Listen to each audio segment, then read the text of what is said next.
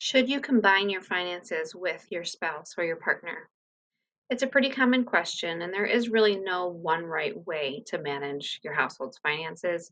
For some people, combining works. For some people, keeping things separate is the better option. There are some pros and cons to combining your finances, so let's go through those.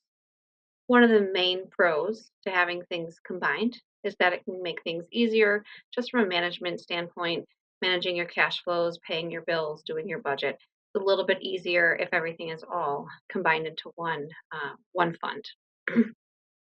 Another benefit of having things together is that if you have both parties' names on an account, it can be easier to get a withdrawal out if you need some funds in an emergency if both parties have access to that account. So, whether that be your bank account or your investment account.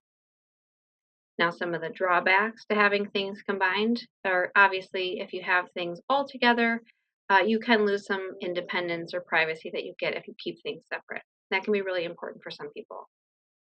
The other drawback is in the same vein of having both parties have access to the money in the case of an emergency, that can also be a risk. So, in certain dynamics, if one person might be more of a spender, it can be a risk to have both parties have complete access to everything. So, I know for a lot of people, what makes sense is to have one combined account where maybe you do the main spending and pay your bills out of, and then have separate accounts as well for things that you want to do on your own. Whatever you do for your own personal household finances is fine if that's what works for you. What I would encourage you to do is make sure you're having frequent, candid discussions about your money, your savings, your goals, and that you're on the same page. If you have any questions, please feel free to reach out to an advanced capital advisor.